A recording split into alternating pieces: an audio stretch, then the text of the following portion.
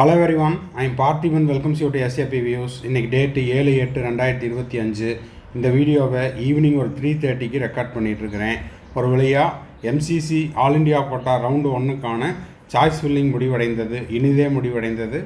Choice locking அதை விட இனிதே முடிவடைந்தது. இப்போ அடுத்த கட்டமாக நம்ம என்னென்ன விஷயங்களில் தயாராக இருக்கணும் அப்படிங்கிறது தான் இந்த வீடியோனுடைய முழு நோக்கம்.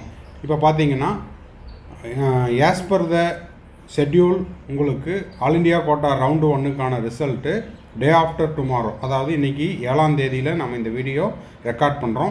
9ஆம் தேதி ரிசல்ட் அப்படின்னு சொல்லியிருக்காங்க. எவ்ரி இயர் அந்த ஷெட்யூல் டேட்டுக்கு ஒரு 1 டே ப்ரியராக வந்து ரிசல்ட் வந்துடுது. ஸோ நாளை இரவு ஆல் இண்டியா கோட்டா ரவுண்டு 1க்கான ப்ரொவிஷனல் அலாட்மெண்ட் எதிர்பார்க்கப்படுகிறது. இப்போ ப்ரொவிஷனல் அலாட்மெண்ட் வந்த உடனே நம்ம என்னவெல்லாம் செய்யணும், என்னென்ன டாக்குமெண்ட்ஸ் எல்லாம் தேவை மெடிக்கல் அட்மிஷனுக்கு, MBBS and BDS admission through all India கோட்டாவில் அப்படிங்கிறத இந்த வீடியோவில் நம்ம பார்க்க போகிறோம். வீடியோவை ஸ்கிப் பண்ணாமல் கடைசி வரைக்கும் பாருங்கள். வீடியோக்குள்ளே போகிறதுக்கு முன்னாடி இது வரைக்கும் இந்த வீடியோவை நீங்கள் லைக் பண்ணாமல் பார்த்துட்டு இருக்கிறீங்கன்னா மறக்காமல் ஒரு லைக் பட்டனை ப்ரெஸ் பண்ணிவிட்டு SAP Views யூடியூப் சேனலுக்கு இப்போ தான் ஃபஸ்ட் டைம் வந்திருக்கிறீங்க, இன்னமும் சப்ஸ்கிரைப் பண்ணலைன்னா மறக்காமல் சப்ஸ்கிரைப் பண்ணிவிட்டு பெல் ஐக்கானையும் கிளிக் பண்ணிவிட்டு பார்த்தீங்கன்னா நம்ம போடுற எல்லா வீடியோஸும் உங்களுக்கு நோட்டிஃபிகேஷனாக வந்துடும்.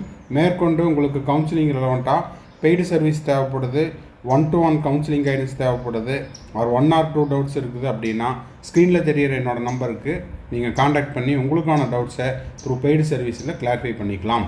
இப்போது MCC ஆல் இண்டியா கோட்டாவை பொறுத்த வரைக்கும் உங்கள்கிட்ட, அதாவது ஸ்டூடெண்ட்ஸுக்கிட்ட இருந்து எந்த விதமான டாக்குமெண்ட்டும் கலெக்ட் பண்ணல. ஓகேங்களா? அவங்க கலெக்ட் பண்ண ஒரே ஒரு டாக்குமெண்ட் என்ன, உங்களுடைய security deposit amount, registration fees, இது மட்டும்தான். மற்றபடி உங்களுடைய அனைத்து தகவல்களும் MCC என்ன பண்ணுச்சு அப்படின்னா NTA கலெக்ட் பண்ணிடுச்சு. ப்ராஸ்பெக்டஸ்லேயே கிளியராக கொடுத்துருக்குறாங்க. At the time of admission அப்போது வித்து ஒரிஜினல்ஸோடு நீங்கள் போகணும் அப்படின்னு சொல்லியிருக்காங்க. அதாவது கல்லூரியில் நீங்கள் போய் கொடுத்தா போதும் அப்படின்னு சொல்லியிருக்காங்க. சரி, இப்போது MBBS அண்ட் BDS அட்மிஷனுக்கு நீங்கள் ஆல் இண்டியா கோட்டாவில் உங்களுக்கு ஒரு சீட் அலாட் ஆகி கல்லூரிக்கு போகும்போது என்ன டாக்குமெண்ட்ஸ் எல்லாம் எடுத்துகிட்டு போகணும் அப்படிங்கிறத தெளிவாக பார்த்துடலாம். இப்போது நாளைக்கு ரிசல்ட் வருது அப்படின்னா அந்த ரிசல்ட்டினுடைய அலாட்மெண்ட் லெட்டர், ஓகேங்களா, அந்த allotment letter issued by MCC. அப்புறம் admit card of NEET exam, அதாவது இப்போ 2025 மே மாதம் நடந்த நீட் தேர்வினுடைய அட்மிட் கார்டு, அப்புறம் result or rank letter, score card, அப்போது நீட்டினுடைய ஸ்கோர் கார்டு, அப்புறம் birth certificate, date of birth certificate. இப்போது if matric certificate does not bear the same, அப்போது நீங்கள் என்ன பண்ணுறீங்கன்னா பர்த் சர்டிஃபிகேட்டை எடுத்துக்கோங்க. அப்புறம் 10th சர்டிஃபிகேட்டு, அப்புறம் class 10+2 certificate, class 10+2 mark sheet, ரெண்டும் ஒன்று தான். இது எதுக்காக இந்த மாதிரி தனித்தனியாக கொடுத்துருக்காங்க அப்படின்னா, இப்போ பார்த்தீங்கன்னா ஒரு சில ஸ்டேட்ஸில் வந்து மார்க் ஷீட் தனியாக கொடுப்பாங்க, கோர்ஸ் கம்ப்ளீஷன் சர்டிஃபிகேட் தனியாக கொடுப்பாங்க. அதனால் எல்லாத்துக்கும் காமனாக, அதாவது ஆல் இண்டியா கோட்டா அப்படிங்கிறனால எல்லா ஸ்டேட்ஸுக்கும் கவர் ஆகிற மாதிரி இதை கொடுத்துருக்காங்க. தமிழ்நாட்டை பொறுத்த வரைக்கும் மார்க் ஷீட்டு தான் 12th சர்டிஃபிகேட்டு. ஒரு சில மாநிலங்களில் எப்படின்னா +2 முடிச்சிட்டிங்க அப்படின்னா அதுக்கான கோர்ஸ் கம்ப்ளீஷன் சர்டிஃபிகேட் அப்படிங்கிறது ஒன்று கொடுக்குறாங்க. அதனால் இதை ஸ்ப்ளிட் பண்ணி சொல்கிறாங்க. மற்றபடி இதுக்காக பயப்பட வேண்டியதில்லை. அடுத்தது 8 passport size photograph as same as the affixed on the application form. அப்போ நீட் அப்ளிகேஷன் போடும்போது ஸ்டூடெண்ட்ஸ் எந்த ஃபோட்டோ, பாஸ்போர்ட் சைஸ் ஃபோட்டோ ஒட்டியிருந்தீங்களோ அதே பாஸ்போர்ட் சைஸ் ஃபோட்டோ 8 காப்பி, ஓகேங்களா? அது போக ப்ரூஃப் ஆஃப் ஐடென்டிட்டி அப்படிங்கிறதுக்கு நீங்கள் ஆதார் கார்டு காமிக்கலாம், பேன் கார்டு காமிக்கலாம், டிரைவிங் லைசன்ஸ் காமிக்கலாம், அதுக்கப்புறம் பாஸ்போர்ட் காமிக்கலாம், இதில் ஏதாவது ஒன்று. அப்புறம் OCI கேண்டிடேட்டாவோ, PIO கேண்டிடேட்டாவோ or foreign national candidate citizenship certificate கொடுக்கணும். Card number, documents are mandatory, அதாவது இதில் NRIயோ இல்லை NRI ஸ்பான்சர்ஸோ வர்றாங்கன்னா ஃபாரின் கேண்டிடேட்ஸ்க்கு இதெல்லாம் வந்து இம்பார்ட்டண்ட். அடுத்தது the candidate should also bring the following certificate if applicable. தேவைப்படக்கூடிய இடங்களில் அதற்கான சர்டிஃபிகேட் அப்படிங்கிறது கொண்டு போகணும். என்னென்ன? Community certificate, SC/ST certificate issued by the competent authority in the standard format as specified in the prospectus information bulletin and it should be in the English or Hindi language. இப்போது தமிழ்நாட்டில் கொடுக்குற இந்த certificate community சர்டிஃபிகேட்டுங்கிறது கரெக்டாக இருக்குது. எப்படின்னா ஒரு இங்கிலீஷ்லேயும் அதுக்கப்புறம் அந்த ஸ்டேட்னுடைய ரீஜனல் லாங்குவேஜ்லேயும் இருக்கணும் அப்படின்னு சொல்லியிருக்காங்க. ஒரு சில மாநிலங்களில் அவங்களுடைய ரீஜனல் லாங்குவேஜில் மட்டும்தான் கொடுத்துருப்பாங்க. அப்படி இல்லாமல் அந்த certificate English and regional language, இப்போ தமிழ்நாடு அப்படின்னா இங்கிலீஷ்லேயும் தமிழ்லேயும் இருக்கும். ஓகேங்களா? அப்போ தமிழ்நாட்டுக்கு நம்ம கரெக்டாக தான் இருக்கிறோம். மற்ற மாநிலங்களில் இருக்கிறவங்களா இருந்ததுன்னா இங்கிலீஷ்லேயோ ஹிந்திலேயோ இருக்கணும். அதனுடைய மொழிபெயர்ப்பு அப்படிங்கிறது எப்படி இருக்கணும்? அந்த ரீஜனல் லாங்குவேஜில் இருக்கணும். எந்த மாநிலத்தை சார்ந்தவரோ அந்த மாநிலத்தில் இருக்கிற அதுவும் இருக்கணும். ஓகே. அடுத்தது it should be in the English or Hindi in language. Subcaste should be clearly mentioned in the certificate. Some of the states insist of English version of caste certificate. In case of certificate in regional language, இதை தான் சொல்ல வந்தேன். In case of certificate is in the regional language, the candidate should carry an attested translated copy. அப்போது ஒரு சில மாநிலங்களில் இந்த மொழிப்பற்றின் காரணமாக குறிப்பிட்ட அந்த மாநிலத்தினுடைய தாய்மொழியில் மட்டும்தான் கொடுத்துருப்பாங்க. அப்படி இருக்கிற பட்சத்தில் அதனுடைய ஆங்கில மொழிபெயர்ப்பையும் கொடுக்கணும் அப்படிங்கிறத சொல்லியிருக்காங்க. OBC NCL candidate as per the central list அந்த ஃபார்மேட்டில் இருக்கணும். அதுக்கான அனெக்சரும் உங்களுக்கு இருக்குது. இது தவிர இப்போ சொன்ன எல்லா டாக்குமெண்ட்டோட நீங்கள் என்ன பண்ணணுன்னா ஒரு சாஃப்ட் காப்பி எடுத்துகிட்டு போகணும். சாஃப்ட் காப்பிங்கிறது என்ன சார்? இந்த டாக்குமெண்ட்டை எல்லாத்தையுமே ப்ராப்பராக ஸ்கேன் பண்ணி தமிழ்நாடு கவுன்சிலிங்க்கு நீங்கள் அப்ளை பண்ணும்போது ஸ்கேன் பண்ணியிருப்பீங்க இல்லையா, அந்த மாதிரி ஸ்கேன்டு காப்பியை பென்ட்ரைவில் போட்டு எடுத்துகிட்டு போங்க.